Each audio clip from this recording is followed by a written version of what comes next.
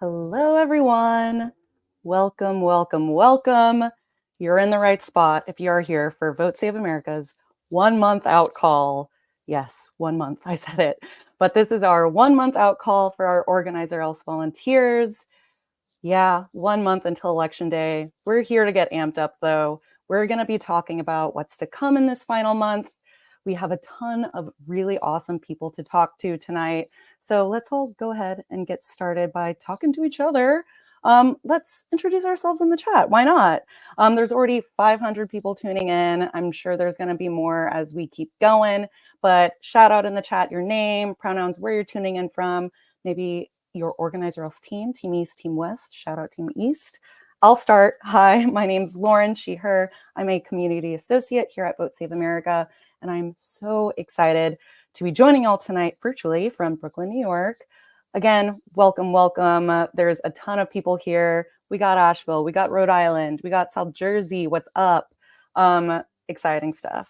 We have a lot to get to, but please, as y'all trickle in, keep introducing yourselves as I review a few of our very classic VSA community norms. So here at Vote Save America, we love to support each other, so we're going to continue to do that tonight. We are going to be asking plenty of questions in the chat. Don't be afraid. And we're also going to hype each other up, because that's essentially what we're here to do, is to get amped up for these final weeks.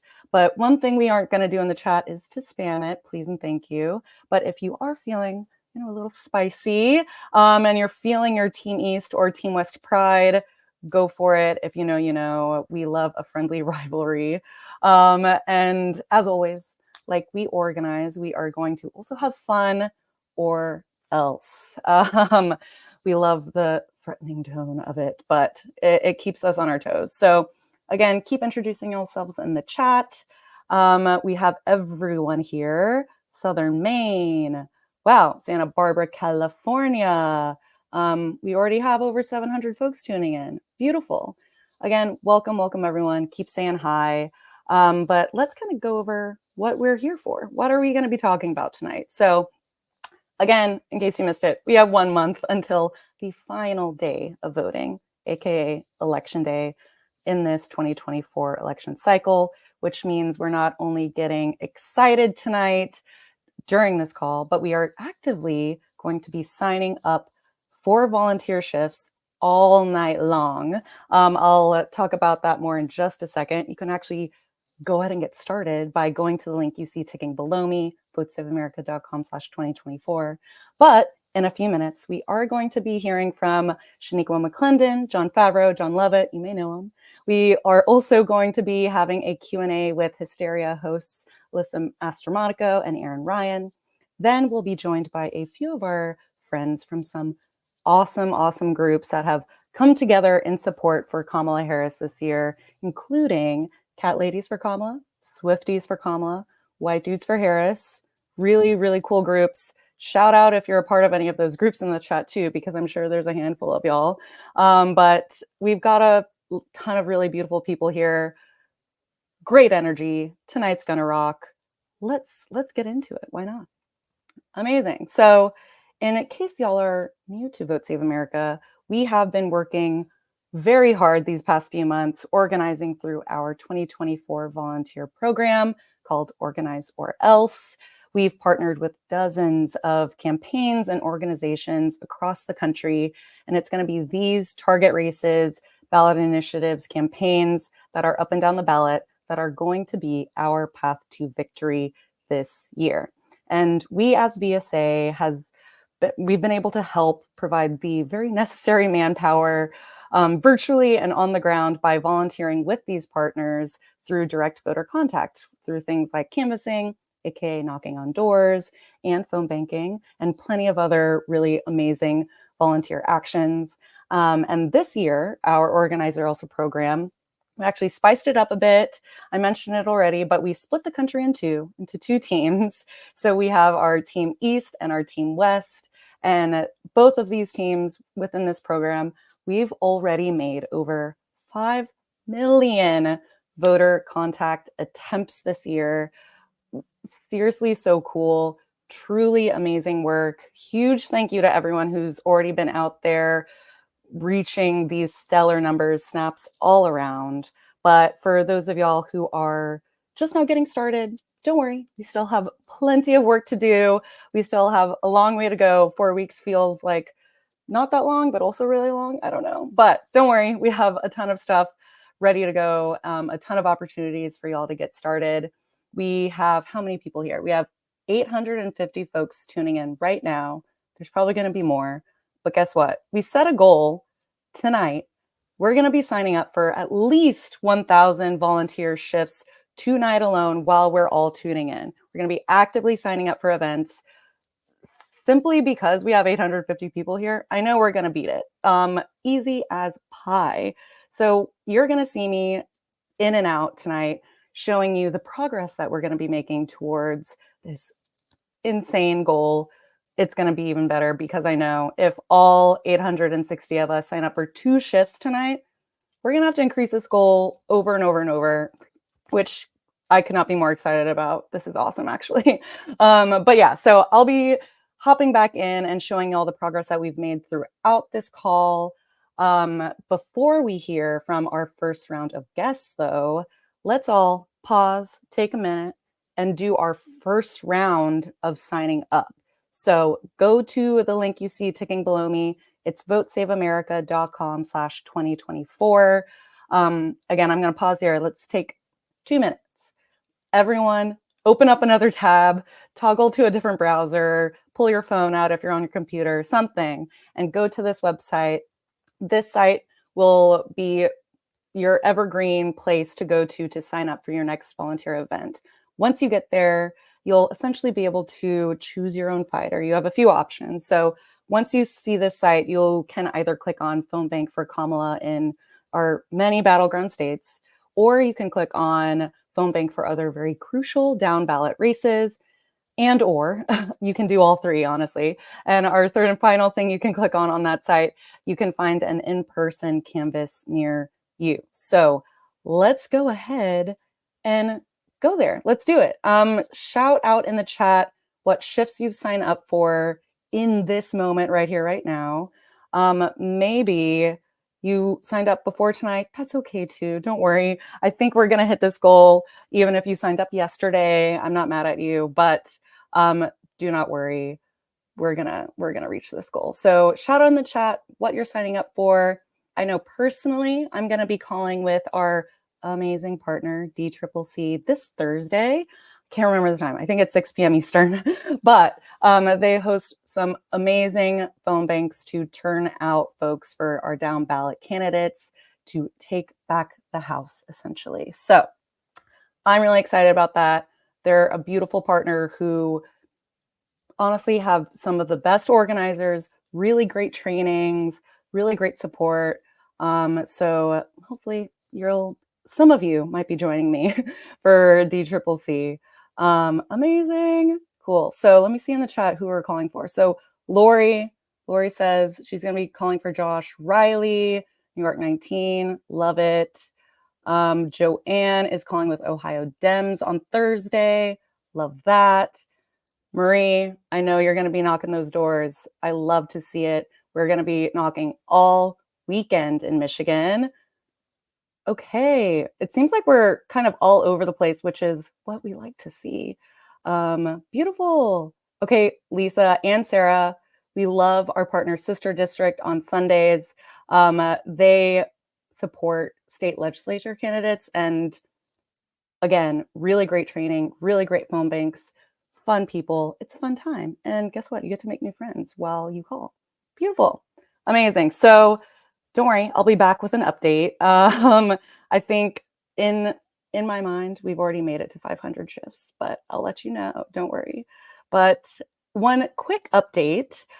Yes, we are here for volunteering. We're here to get amped up. But guess what? Today, VSA has launched our BYOB tool. BYOB means build your own ballot. So yes, we're going to be volunteering, talking to voters and making sure they turn out to vote. But as we know, unfortunately, voting can be fairly confusing. These ballots are long, y'all. We know that VP Harris is at the top of the ticket, but there's plenty of other things that we need to educate ourselves about on what we're going to be voting for. So VSA has launched this build your own ballot tool. It's essentially the quickest, easiest way to see what you're going to be voting for this year, to fill out your sample ballot. Think of it as your like handy dandy cheat sheet for voting. So definitely check it out. Go to votesaveamerica.com/vote before you cast your ballot this year. It's going to be a really helpful tool to share with your friends and family who, might bombard you with tons of questions about who they should be voting for. So check it out. Let us know what you think. It's a very handy tool. It's incredibly helpful. Alrighty, so the time has come, y'all. Our first crop of folks to chat with. Very exciting stuff. We have the head of Vote Save America, Shaniqua McClendon. We also have the co-founders of Crooked and co-hosts of Pod Save America, your two favorite Johns, John Favreau and John Lovett.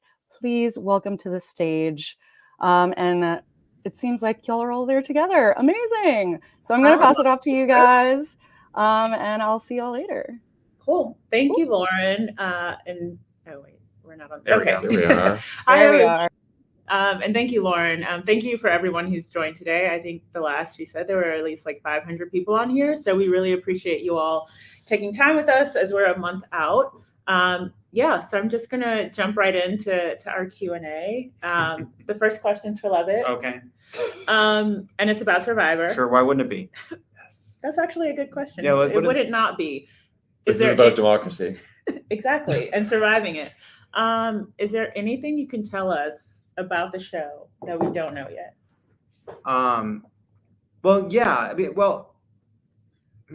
You mean I'm not going to tell you anything about the unfolding show that's airing because I signed an NDA for $5 million.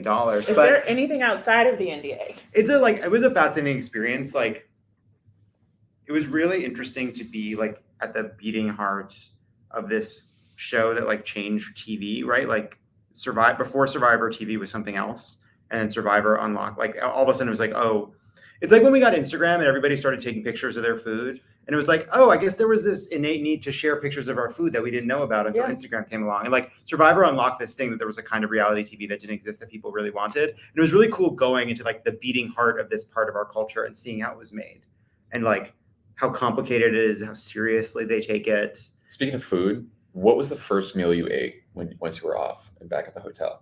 So after you get voted out and you record your confessional, you get put on a boat and they hand you a menu, and I got a cheese pizza and a cheeseburger. That's cool. Was that okay afterward? You don't eat as much of it as you think you're going to eat. Okay. Because you haven't eaten for days. But it was only 3. I was not that hungry. Any connections to our impending election that relate to anything you said? That you really need to remember to meet people where they are. All right, next question. Okay, that is great. That's what Vote Save America does. And also, we're worried about Gen Z's vote. Yeah, you get Gen Z. They'll knife you. All right. Okay. Yeah, okay, next question. Both of you can answer this, but I'll start with Favreau. What do you think the vice president needs to do to not only help herself, but also down ballot candidates? I mean, I think she just needs to be out there like she has been these last couple of days. She's on a media blitz. She's doing rallies.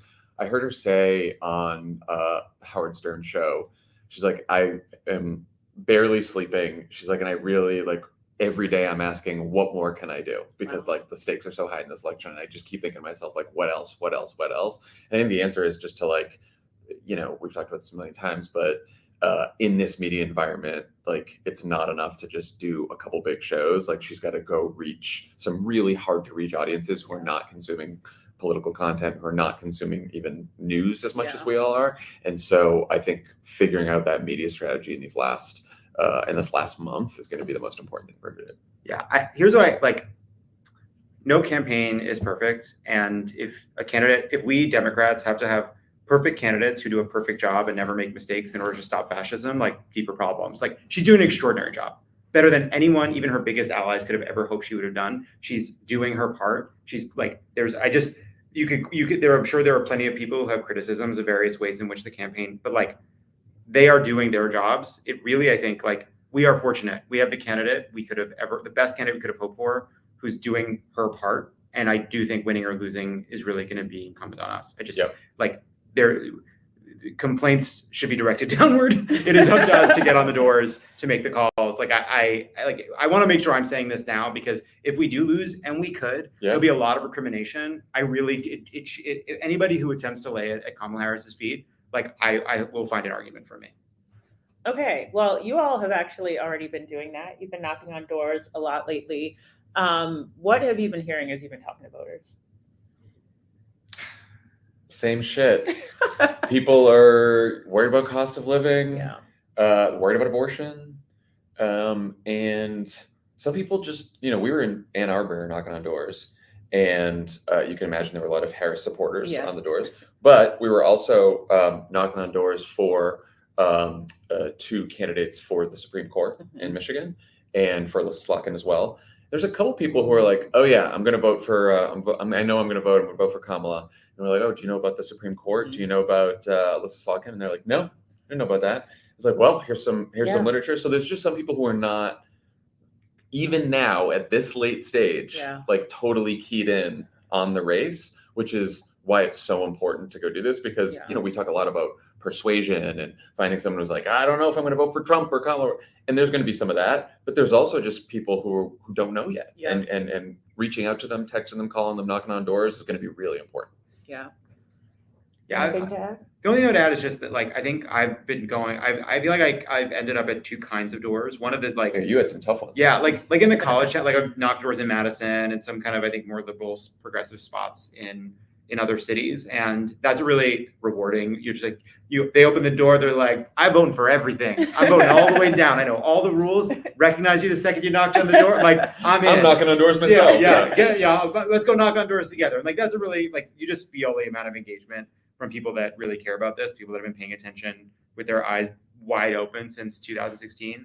But what I noticed when you go to the other kinds of neighborhoods, the more kind of neighborhoods where you're doing persuasion, where you don't know who you're going to find on the door, is like, there really is more suspicion. There's more mistrust. There's more people who are just angry at the idea of politics being raised to them by a stranger. More people who just, they're uncomfortable with even how they were supposed to respond. What are you doing here? Why are you at my door? And like, I do think when we think about like, where did Trump come from? I think part of where all this Trumpism came from was this sort of like rising mistrust, rising isolation, rising paranoia that he's both worsened and taken advantage of.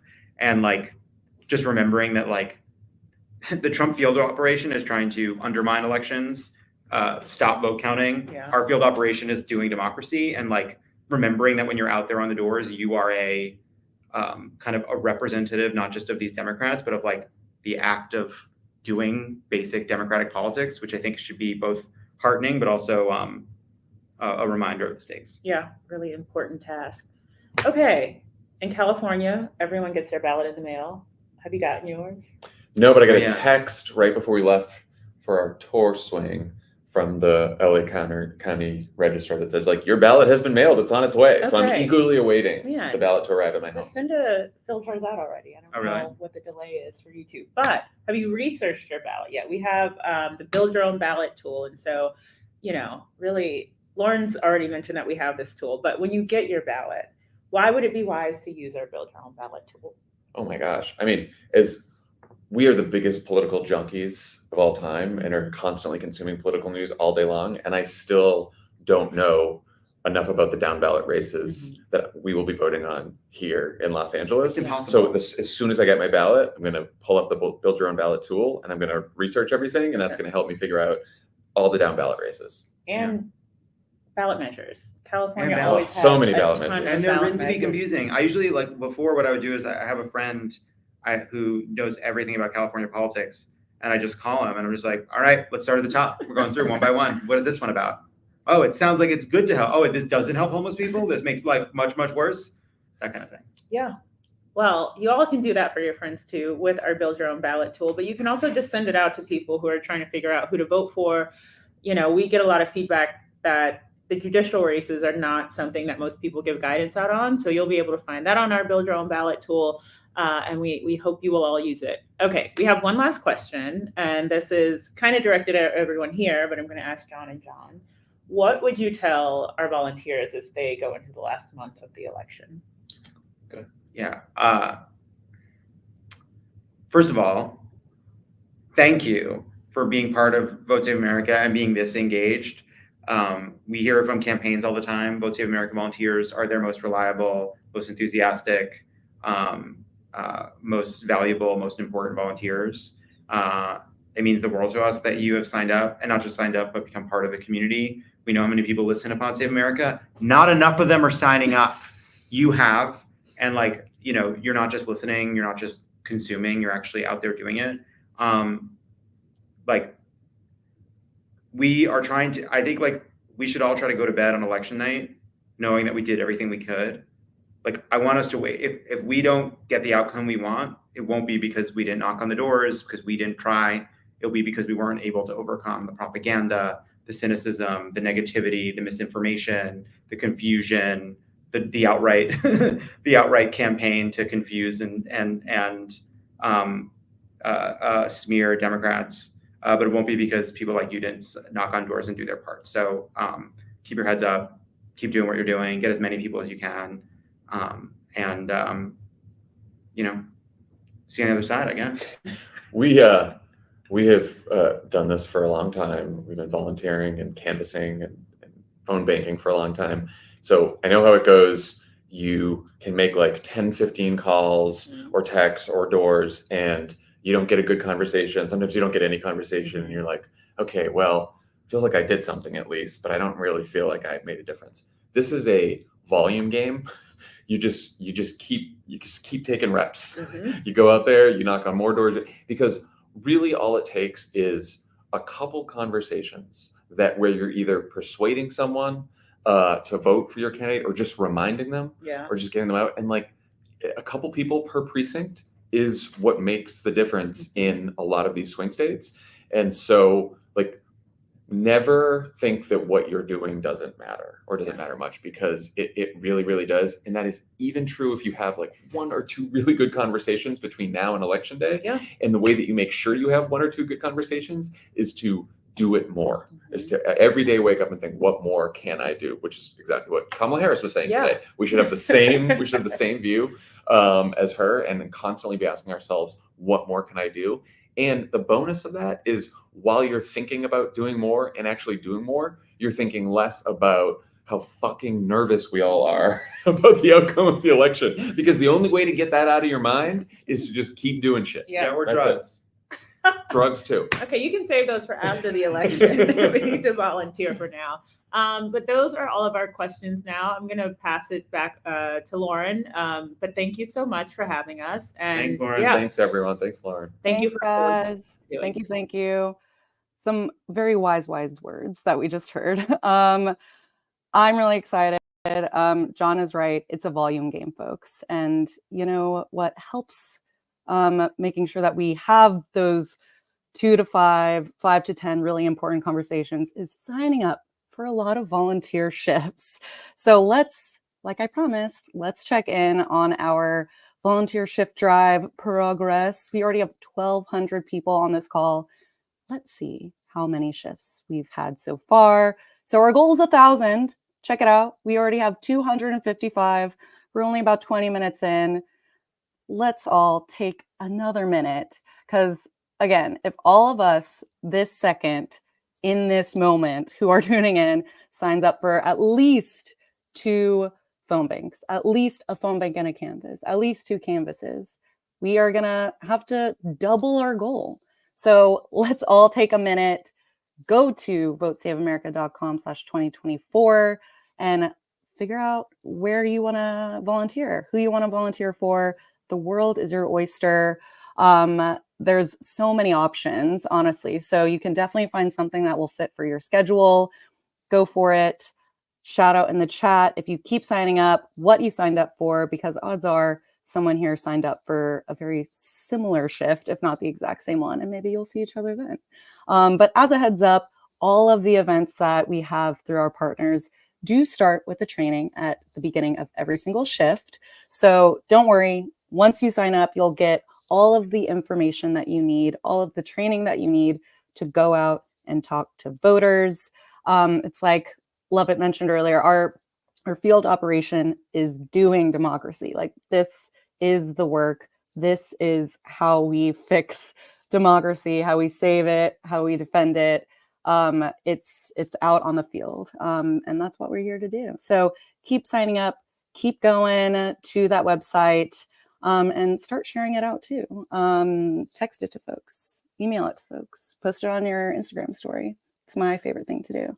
But let's keep going. I'm really excited to give y'all a new update later, and hopefully we've already reached 1,000. Who's to say? But I'm really pumped to bring to the stage my colleague, friend, fellow VSA community associate, Matthew, who's going to take it from here for our next segment. Hi, Lauren. Thank you so much. And I'm so excited to introduce Erin Ryan and Alyssa Mastromonaco, co-hosts of Crooked Media's Hysteria podcast, one of my favorites. So Erin Ryan is a co-host and executive producer of Hysteria. As a writer, her work has been published in the New York Times and the Daily Beast, among many others. She was also a writer for It's Always Sunny in Philadelphia and has appeared as a political commentator on CNN, MSNBC, and the BBC. And Alyssa Mastromonaco is a New York Times bestselling author and also co-host of Hysteria. She served as White House Deputy Chief of Staff for Operations from 2011 to 2014. Prior to that, she held several positions in President Obama's administration, campaign, political action committee, and Senate office, where she began serving in 2005. Alyssa is currently a producing partner with George Stephanopoulos and Ali Wentworth at Bed by 8 Productions, which produced the Emmy-nominated documentary Pretty Baby Brooke Shields. All right, thank you both so much for joining us. I'm really excited to be talking to both of you. Thanks for having us. Yeah, thanks. We never get to do stuff together other than the show. Well, we're so glad to have you. I'm so excited. So our first question is for both of you. When Joe Biden dropped out on July 21st, is this where you thought we'd be on October 8th? No. No, You want to go first? Yeah, I think this is in so many ways the absolute best case scenario. I think, for my part, as someone who worked on campaigns where we won and where we lost, I personally couldn't have imagined anyone hitting the ground running as quickly as she did, putting together a team that is just, firing on all cylinders. And I think that we all have to be grateful and remember that there's no perfect candidate and that, she is about as perfect as it gets right now. Mm-hmm. Yeah, I was on maternity leave when all the stuff went down. I remember I had like a week-old baby when the debate was on, the fateful debate. And I turned it on just in time for an answer that didn't make sense. And I was like, nope, unsubscribe, not doing this. And then everything shifted when Kamala stepped into that role, when Vice President Harris became a candidate. It was like watching somebody step into this role that she was able to do it so well and so quickly. And I felt inspired. I was like, all the group chats were like, are you guys feeling hope? Like, are we hopeful?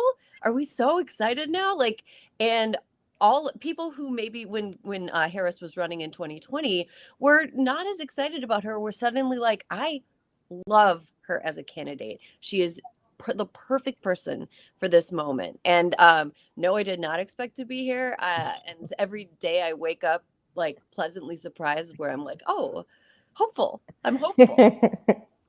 Totally. And Erin, Oprah actually said the same thing to Kamala during their interview. She said, like, you really just kind of stepped into it. And all of a sudden you just carried yourself with this confidence and this ability to meet the moment and rise to the occasion. And I completely agree. And so does Oprah, apparently. So, all right. Our next question is for Erin.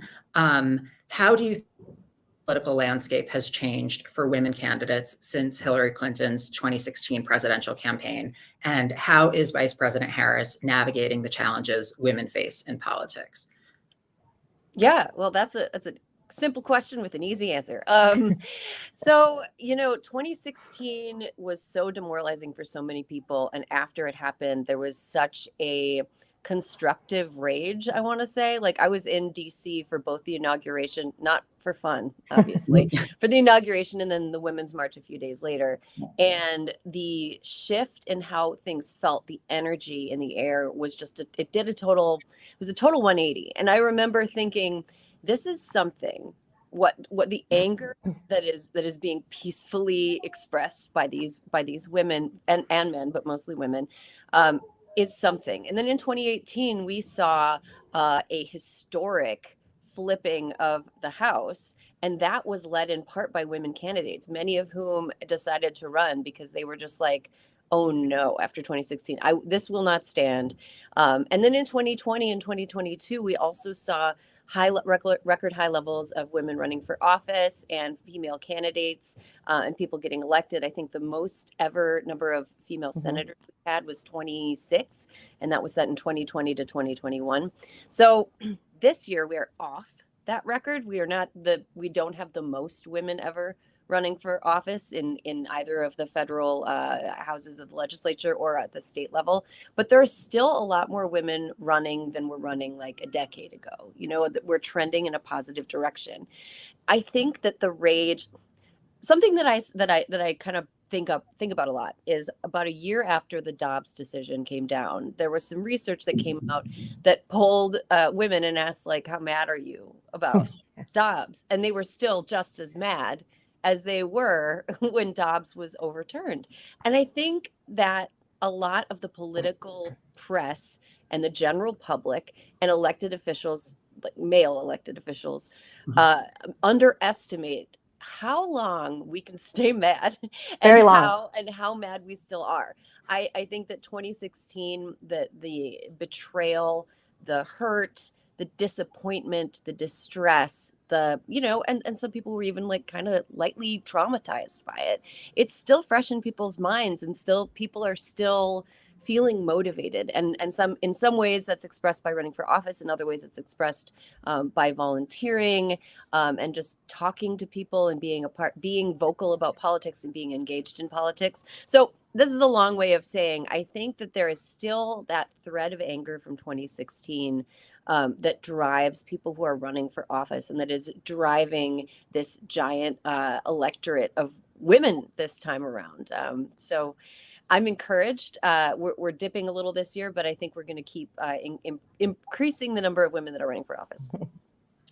Yeah, I hope so, for sure. And as a follow-up question to both of you, how can we all be vigilant against sexist narratives in the media and in our own personal interactions? Because I think this is something, I think people needed to see how uneven the playing field was in 2016 to believe it. And I think, as you just said, Erin, like, people have been so angry at what they've witnessed since then, and the anger has really sustained them in their activism. But there's still so many battles left to be fought, of course. So how can we all, in this next 28 days, make sure we're vigilant against sexist narratives? Well, can I just say, Alyssa and I say this on the show sometimes, like, sexism is boring. So boring. It is. So Something boring. get a new shtick. Get a new thing. It's not funny. It's not interesting. Like, what's the setup? What's the punchline? Oh, lady's dumb. Oh, very good. No, she's got a bad laugh. Oh, never heard that one before. I don't like her voice. Like, blah, blah, blah, blah. I think that since 2016, they haven't gotten any smarter, right? They're never going to get any smarter. Sexist takedowns, critiques are never going to get any more intelligent. But the viewing public, the voting public, has gotten more intelligent, and they've gotten hip to the fact that this is just like not interesting, not funny, not edgy, not cool, not doing anything new. And so I think, in a way, the sexist narratives that were really shocking and hurtful when Hillary Clinton was the nominee have been defanged a little bit. Mm-hmm. They don't really make anybody have the reaction that the teller of the sexist joke hopes for, which is that we gasp and clutch our pearls and we can't believe it and we're so hurt and we're crying. It's like, that's gone. We don't have any feelings left to feel about this. We've turned into Logan Roy. We're like, fuck off, you nosy pedestrians. Like, we don't care. Exactly. And Alyssa, I didn't mean to step on you. You can go ahead. No, you said everything perfectly. I got nothing to add. Oh, come on. No, I'm good. I just All right, think well, don't Alyssa, let them shock you. Don't let them Yeah. shock you. Don't let them upset you, because Right. what is shocking and is upsetting is the fact that they haven't come up with a new joke in 8+ years.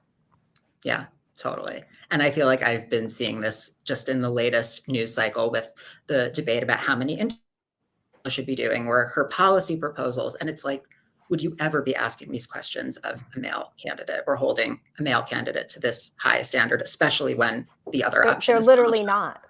right? They're not. Exactly. We know the answer.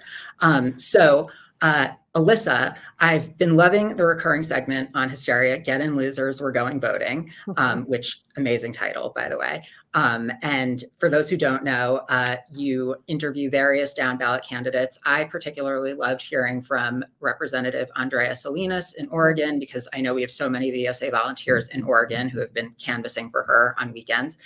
So I wanted to ask both of you, which candidates have you enjoyed meeting and learning more about, and what should we all know about the importance of down ballot races? So most importantly, the thing that I love about all the women that Erin and I have interviewed are, we have so many teachers, so many nurses, so many people who in their day-to-day lives are like, enough. This is it. I'm going to get in. And the thing to remember about all these women specifically that we've interviewed, most of these jobs are part-time for them. If they are not members of Congress, these are women who are nurses by day. And when they are in session, they are, representatives, state senators, school board members. And so I think that supporting them is so important, because they're doing 2 jobs, which is more than most of us are doing. And I think that the one person who I really want to shout out tonight is Sarah Henry, who is running for District 38 in Florida. She is in the path of Hurricane Milton right now, and she is, like, as we know, supermajority in Florida. Her flipping that seat is so critically important. And so I just wanted to shout her out here tonight and give her all the help she can need, because she's going to have multiple jobs in the next couple of weeks. And just for my part, down ballot races, so critically important. We all get so torqued around the axle when it comes to presidential years and how important it is. But like the GOP, and again, something Erin and I have been talking about for years at this point, they have spent 20 years focusing on down ballot races. Mm-hmm. This is why we have lunatic judges like Kaczmarek down in Texas, who is doing more damage than anybody could have possibly imagined, except for Mitch McConnell, because this was his plan all along.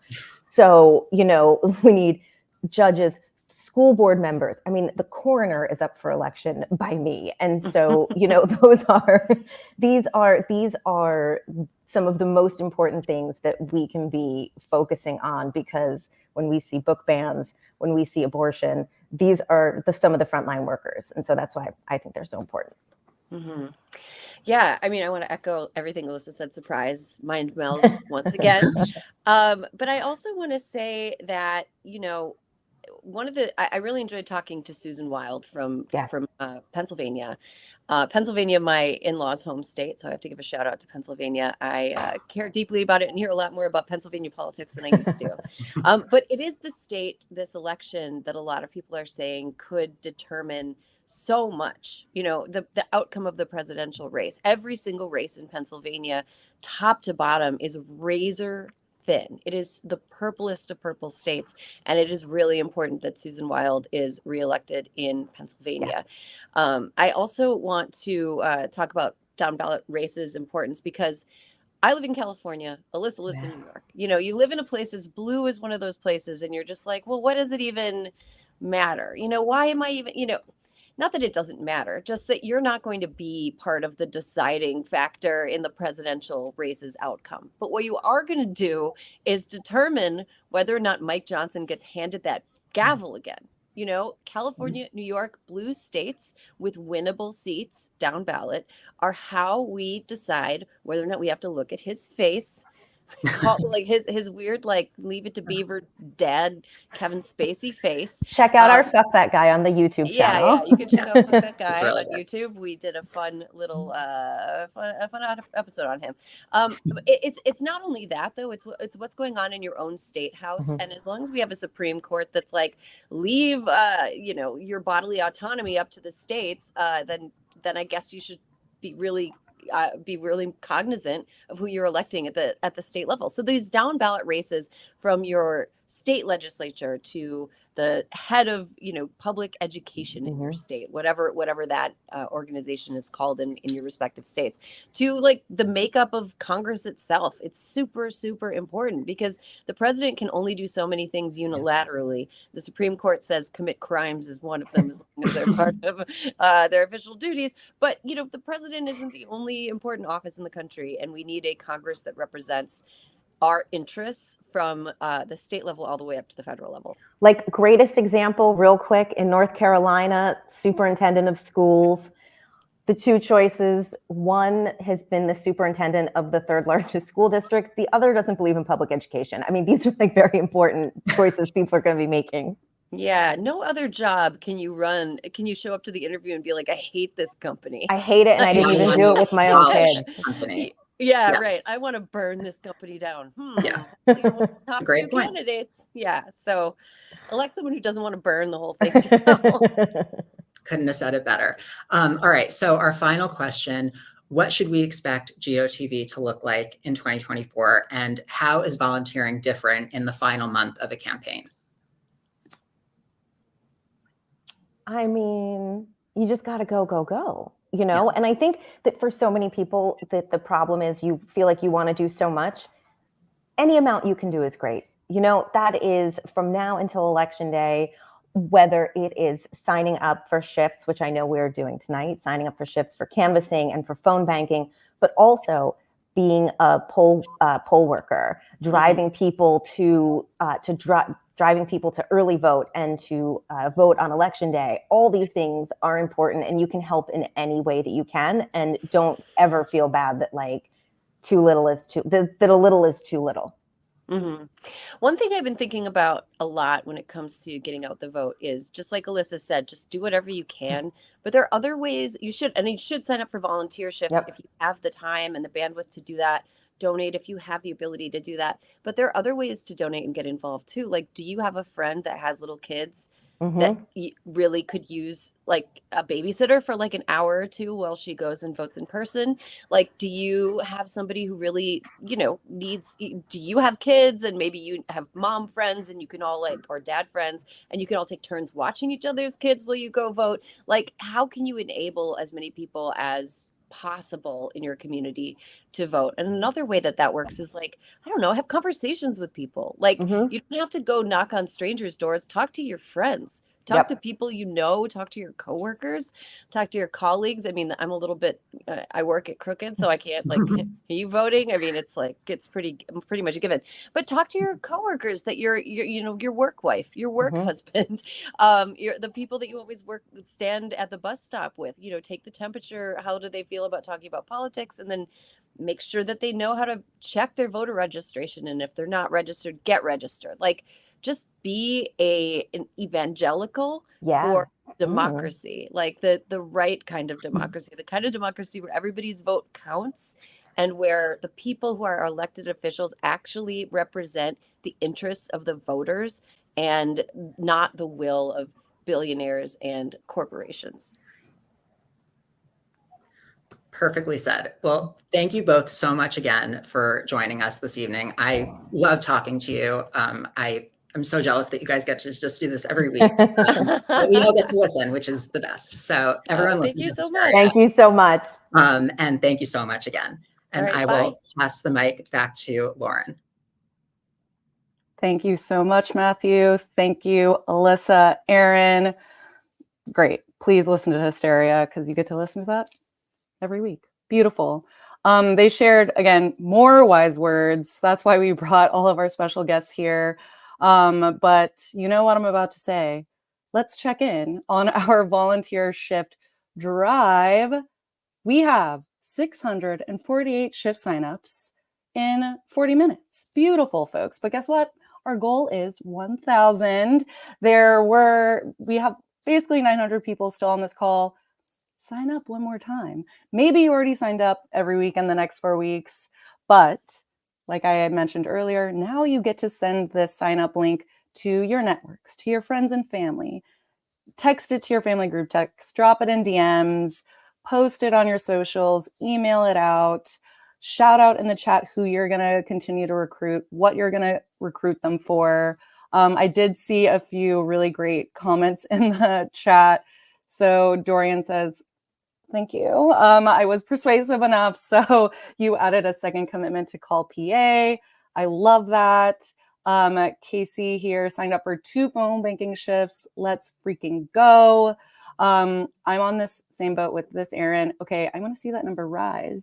They added a phone shift in Pennsylvania tomorrow night. Go Team East. I'm loving everyone signing up. Let's see. Anne says here, just signed up for 2 more shifts.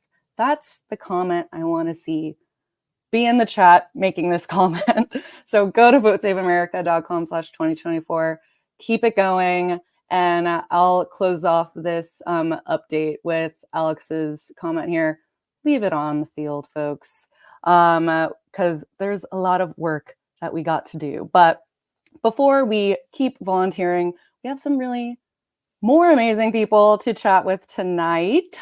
So we have, like I mentioned at the top of the call, we have some amazing organizers from a few of the really cool groups that have kind of formed themselves, come together in their shared support for VP Harris this year. So tonight we have some representatives from these 3. So we have Blair from Cat Ladies for Kamala, we have April and Shadi from Swifties for Kamala, and we have Ross from White Dudes for Harris here to kind of share all that they're doing with these amazing groups. So let me get all of them on stage here. Hello, everyone.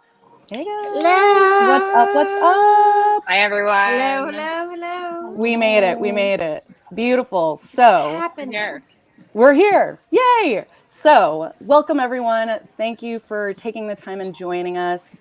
So we got 3 groups represented here, and I'd love to hear from each of y'all. Tell us about how your group came to be, what you've accomplished so far, and what you plan to keep doing in this final month in volunteering and in support for VP Kamala Harris's cycle. So I'll kick it to the Swifties first, okay? So April, Shadi, if you want to shout it out, tell us what's going on, go for it. Hi, thank you so much, Lauren. Hi, I am April. I'm the political director here at Swifties for Kamala, and I am so excited to be here. Swifties for Kamala started just as a tweet the day that Vice President Harris became the nominee. The idea of us mobilizing Swifties to speak out against Project 2025 was the sort of spark that really united all of the Swifties and got them to take action, because I think something that the Swiftie community has really understood is the agenda of exclusion that Project 2025 is really trying to make our national law. Because Swifties are a very inclusive community. That's one of the best things about organizing with Swifties, is that we're all really supportive. We all really trust each other. We're fighting for a community where everyone gets the respect that they deserve and has a chance to thrive. And so it's been really cool to see so many Swifties who have never really engaged with politics before see a way that politics interacts with their life that feels real and like organic, and as John said, meeting people where they are. So I think that has been something that's been really cool. And we had our big call, I guess, wow, it's about 6 weeks. I feel like we've lived about 1 million lifetimes in that time. But on that call, we had over 40,000 people check their voter registration on that particular call. And we've raised a lot of money, but we're not about raising money, we're about taking action. But the biggest thing about our fundraising so far is the number of donors, because we don't want to ask for a lot of money. Swifties spend a lot of money on other things. So we've had over 8,000 individual donations, which is really where it's at. Our average donation is about $27, which is actually kind of a famous number for grassroots donations. So it feels like a nice Swiftie and political crossover. But to tell us about what we're going to be doing for the rest of the cycle and how many voter contacts we're doing, I'm going to kick it over to Shadi, who's our organizing director. Hi everyone, my name is Shadi. I am the organizing director for Swifties for Kamala. I'm really happy to announce that since our launch, we've done over 1 million direct photo contacts, which is insane for Swifties, 1 million. We are hoping to do a lot more than that. So after this call, we have a text bank with Arizona Democrats to help keep Arizona blue. We also have phone banks almost every day of the week, but we have a big Sunday matinee phone bank with North Carolina Victory this Sunday, running from 12 to 6 Eastern. So we have tons of Swiftie themed events to talk to voters, call them, and help paint the town blue.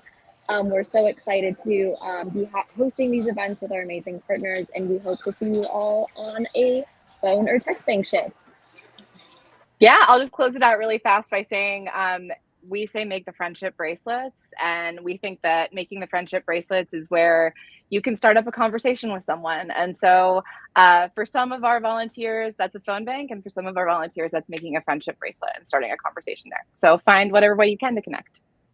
I love that. Thank you, April. Thank you, Shadi. We love our Swifties. Big shout out. 1 million voter contacts on y'all's end is so cool. Oh my gosh, I didn't know. Why isn't mine doing that? Oh, anyway, very, very cool. Thank you for sharing with us what y'all have going on. And I'm going to kick it off next to Ross from White Dudes for Kamala. Go for it, Ross. Thank you so much. And April and Shadi, the work that y'all are doing is really amazing. Also, Blair, I know you'll talk about it in a second, but really inspired by all the work that y'all are doing. I'm Ross Morales-Raquetto. I'm the lead organizer for White Dudes for Harris. And it was really awesome to hear the folks on before talking about down ballot races, because in my day job, I'm also the co-founder of an organization called Run for Something, which recruits and supports young people to run for down ballot offices. But I'm here to talk about White Dudes for Harris. We got started because we know that most white dudes aren't actually MAGA supporters. We also know that we haven't really done a great job of creating space for them on the left over the years. And so that's what we really sought out to do when we started the group, was to create some space where white dudes felt like they could be a part of the movement. I think the thing that's really special about it is that they got to do this for the person who is hopefully going to be our first woman, our first Black woman, our first South Asian woman president. Our first call, which was, I think, about 2 months ago now, had a decent amount of success. We had over 200,000 people join. We raised over $4.5 million from 70,000 individual contributions. All of that went to the Harris campaign. We also sold over 10,000 White Dudes for Harris hats, and all of those proceeds also went to benefit the campaign. But since then, we've turned our attention to organizing, which is what we're all here to talk about tonight. So every Tuesday, actually, we also have a call going on right now. We host organizing call with thousands of folks. The idea is pretty simple: get folks fired up, trained, and plugged into all sorts of different volunteer opportunities. Honestly, not unlike this call. Tonight, we had on Governor Whitmer, Tim Daly, who played the first gentleman and Madam Secretary, Ben Wickler, who I know is no stranger to the Crooked Media Network.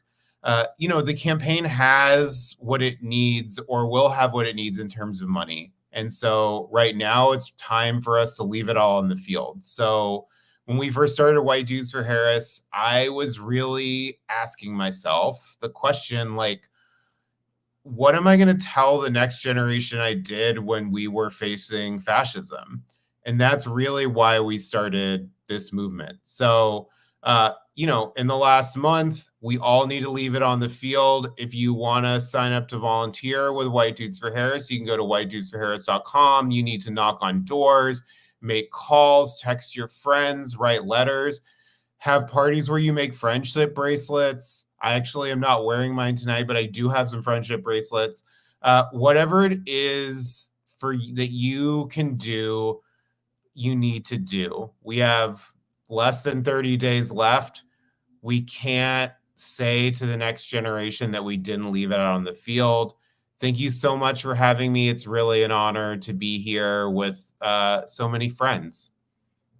Yay, friends, exactly. It's so nice. Thank you so much, Ross. And I will kick it off to Blair from Cat Ladies for Kamala. Hello, hello. Hey, cat ladies, cat chaps, cat folks, and uncatted allies who just vibe with us. Good to see you. Good to see Ross. Why did we start this? I think this is an appropriate time to give a big old thank you to JD Vance. Because if he had been even just slightly less of a total dick, we might not have been inspired to get together and organize and done what we've done so far. I am not someone with a political background. I've lived in DC, but I did not have political jobs. I was a lawyer for about half a minute. It had nothing to do with politics. Well, a little bit, not lots. I have a totally different day job, and mostly I've been a comedian for 12 or so years. But I am a Gen X Jersey girl with no chill, and I'm pissed off. And that my first job out of law school was with an organization that was all about free press and free and First Amendment protection. And I've been incensed over the last several years, but especially since January 6th, about all the claims about free speech and First Amendment being violated in ways that we all know are not violations of anybody's free speech. It's amazing the ones who are always being gagged are still talking on platforms with millions of people watching them. But when we talk about what JD Vance said and why we started, me and my co-founder, who had to step back in mid-August after our first big event. So it's me. If you get an email response, it's for me. If you see a post, it's me or somebody from my volunteer, Cassandra from Creatives for Hairs, made it. But it's really about othering. Because it's so funny. Alyssa and Erin were talking about the old jokes since 2016 about women laughing. And I've been a comedian for longer than 2016. So it's an older joke than that. But what's really an old joke, it's not even a joke, it's a punchline without an actual joke, is the trope about cat ladies. That's actually been around for a couple hundred years or more. And those cat ladies back in the 1800s, even early 1900s, what they represented were women who didn't have the same kinds of boundaries penning them in, right? So they maybe weren't married, maybe they didn't have kids, and that was frightening. Women with a lot of freedom are frightening. But are you going to come out? Maybe JD Vance would. But when you come right at it and say, like, no, we want to lock all women down and we want Handmaid's Tale, like today, that might turn some people off. We want to turn the boil up slowly for that frog in the pot, right? So when you come after something like cat ladies that sounds kind of funny and like maybe it could seem like a punchline if you don't know how jokes work, then it feels like a little way to sort of start sneaking your way in and start othering women who make choices that you don't like. And it's not just reproductive rights. It's not just reproductive health care. Oh, that's a huge fucking deal. But it's also just about having the kind of job you want to have, or the education you want to have, or going where you want to go, or having 1,000 kids, or having no kids, or adopting a slew of kids, or just not being put in a box. And what they want us to be is in a box. And that can take a lot of different forms. So today it's cat ladies, tomorrow it's everybody else. And it doesn't end with women. We're just sort of the first easy target to pick off, right? It ends with pretty much everybody who isn't them. So I think the next thing we want to talk about is what we've accomplished so far. I do a lot by myself, but also I've had some lovely people who've come in and lent a hand or volunteered here and there, and some cat influencers, the wonderful people at Creatives for Hairs. I might be dead without Cassandra at this point. But we, in our first call, we raised about $320,000. That was back in August. And since then, we've raised now about $400,000 and counting. We have done, we've started doing the phone banks, and we're going to be having one now every Monday through the day before election. We're going to be canvassing with some friends I met, like Ross, at the Unite for America event. I was lucky enough to be able to go to that event just outside Detroit. And what that really opened up was a sea of people who have a lot more experience than I do, and a lot more, way more connections than I do, to help us make things come to life without having to like reinvent the wheel over and over again. So for example, we're going to be doing a caravan for canvassing in York, Pennsylvania, the 26th and 27th of October. The Harris campaign is helping us do all of these phone banks. We've had a launch of something called Cat Lady Cafe because frankly, we work with the nice people through Merch Pack, who Ross may have helped me find. And, you know, I couldn't form a pack fast enough and have it do all what it needs to do. So when you buy that merch, it pays a union shop for American made things. And then the rest of the money goes to Harris Walls directly or to a few other like senators running in swing district, or excuse me, candidates running for senator in swing districts who are Democrats. And we don't have to handle the paperwork and all this other stuff. And we've launched a whole new line of merch that is really awesome. And that sounds shallow, but honestly, if that's how it helps people give a little bit more money, and if that money gets filtered down ballot, that's fantastic. We've also highlighted a lot of mostly women, mostly cat ladies from swing districts or in red districts who are running for state legislature. A lot of them in Arizona, in Georgia, as well as Pennsylvania, because we know, right? If we didn't know before, we all know now how important those state legislatures are in the day-to-day life of real people, including reproductive rights, including voting rights, but so much more. And we're going to be having a big event on October 16th, live stream, which is basically another sort of get people call to action and on Global Cat Day and a few more things coming throughout. But if you go to catladiesforkamala.com, all our information is there. And mostly not everybody, I'm going to reiterate what everybody's already said, which is that you don't have to do our stuff. You don't do their stuff. They got a lot of stuff here, Vote Save America. I did some of their stuff. I went and canvassed for Angela also Brooks for Senate in Maryland a weekend before last. You don't have to do, we love you. Come hang out. We want to help you get motivated, and we would love for you to do our stuff, but you don't have to. And you don't have to do the door knocking if that's not your thing. You don't have to do, the phone calls if that's not your thing. There's so much to do. So just do something. We're here to recommend things. We're not here to tell you you're doing it wrong. All right.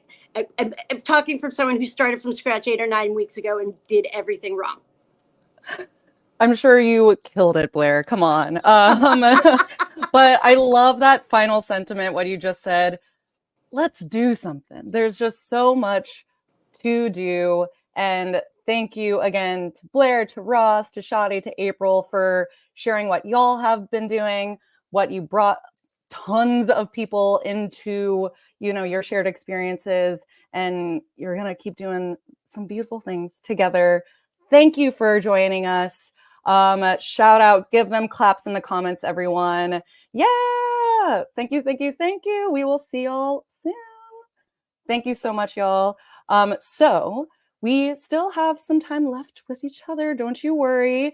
I'm going to bring back to the stage Matthew, and we are going to kind of break down a little bit more what it means to take action now. Go for it, Matthew. Ooh. I think we got you muted, babe. Thank you. Okay. I was just saying thank you, Lauren, and thank you to April and Shadi and Ross and April and Blair. As a Swiftie and a white dude myself, I loved hearing from April and Shadi and Ross. And I'm not a cat lady, obviously, but I loved hearing from Blair and all that amazing historical context she just gave us as well. So I would just like to remind everyone, first of all, you can always find your next volunteer shift by going to votesaveamerica.com/2024. You'll find 3 actions you can sign up for. Number 1, knock doors. Number 2, phone bank for Kamala. And number 3, phone bank for down ballot candidates.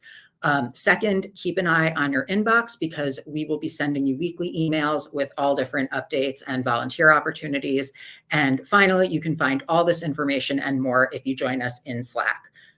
So Slack is completely optional, but it's an amazing platform to connect with like-minded people, your fellow VSA volunteers. We use Slack to coordinate group canvasses and phone banks, share photos from our volunteer shifts, and just support each other. I think it's a really wonderful way for us to share in the collective anxiety and joy of this election cycle. So yeah, we're also really excited because we have some special surrogate phone banks, which Lauren is about to tell us about. Yeah, thanks, Matthew. So yeah, so obviously we have a ton of options for y'all when it comes to joining virtual phone banks, but we're really excited that we have plenty of friends who want to help us launch these phone banks with our partners. So you'll see on your screen a brief calendar of the upcoming special guest phone banks that we have coming up. First off, we have Anjali Bhamani, who's going to be an acclaimed actress. You may know her from the stage, film, television, gaming. She's going to be calling with Ohio Coordinated Campaign the 10th, the 30th, also on Halloween. That's not on screen, but that's my personal favorite day of the entire year. So I'm sure that Halloween shift will be really fun with her. We have Alyssa and Erin joining us for a couple. We have Mr. Dan Pfeiffer, Mr. Tommy Vitor, and we also have Shaniqua, who's going to be calling into North Carolina. Lots of really exciting, fun phone banks that are going to be very eventful, I would say. So if no other phone banks you want to join one of these because you're going to see a ton of friendly faces. But that brings us to our final goal update. Let's see where we are when it comes to, what was the goal again? 1,000? Oh, guess what? We beat it. I knew it. We have 1,200 volunteer shift signups in this past hour, which is simply amazing. We set the goal, but I knew we were going to get it, right? I am so happy that all of you took the moment to sign up. I love phone banking. I love canvassing. Matthew, I know you do too. I'm just curious, what has been your favorite volunteer shift so far this past cycle? Yeah, I joined a Swifties for Kamala phone bank this weekend. In fact, we called voters in North Carolina. We had really productive conversations. So I highly recommend joining one of those. And I'm also signed up to phone bank with our very own co-founder and Pod Save America co-host Tommy Vitor for Georgia Victory. So I'm very excited. Hope everyone will join me there. Amazing. Yeah, that's going to be a good one for sure. We love calling into Georgia. I know, again, I mentioned this at the top. I'm going to be calling for DCCC this Thursday, but I did see a couple of really great comments in the chat that I just want to share. So we have Carrie signed up for 4 shifts already, and also as a poll worker. Thanks to all y'all for kicking my ass into gear. That's what I'm talking about. Paul, you're doing what I want everyone to do. Just book my lunchtime for the next 2 weeks. You're going to be phone banking during your free time to North Carolina and Pennsylvania. Simply amazing.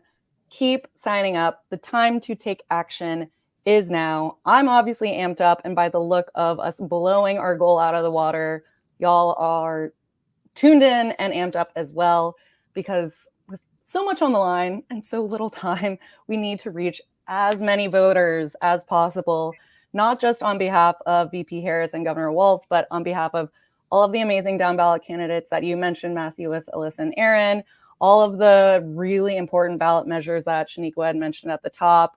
We've got a lot of work to do, a lot of voters to turn out. But yeah, could not be more excited, could not be more grateful for all of you to be joining us as volunteers. Go ahead, share the link out to everyone. Keep signing up. I know we were set that goal tonight, but I feel like by tomorrow we would have 2,000 new shifts. Maybe. I was going to say, I think we should double it. Oh yeah, easily done. And I know maybe some of y'all are multitasking. So as soon as you close out this call, go back to that website, and we will see like 1,000 shifts, countless more voters, so many more people that you're going to be contacting, which is super exciting. But thank you so much again, everyone. Any final fired up words, Matthew, you want to share with everyone? Thank you, Lauren, for firing me up, and just want to thank everyone on this call so much again for being with us and for joining us in this effort. I'm so excited to be in this fight together because, as Vice President Kamala Harris and future President Kamala Harris always says, when we fight, we win. So let's go win this thing. Yes, exactly. Let's do it. 4 weeks away. When we fight, we win. Thank you for those final words, Matthew. Huge thanks to you. Huge thanks to all of our special guests who joined us. We had an incredible roster tonight. And of course, like we mentioned, thank you, everyone tuning in, for joining us, for signing up, for sticking it out, and for committing for the next 4 weeks to doing everything we can to volunteer, to turn out voters. Election day is coming up, and we're going to do as much as we possibly can, but have fun while doing it. So thank you again, everyone. We will see you all at a Canvas or phone bank soon, okay? Let's GOTV. It's time. Yeah. Thanks, everyone.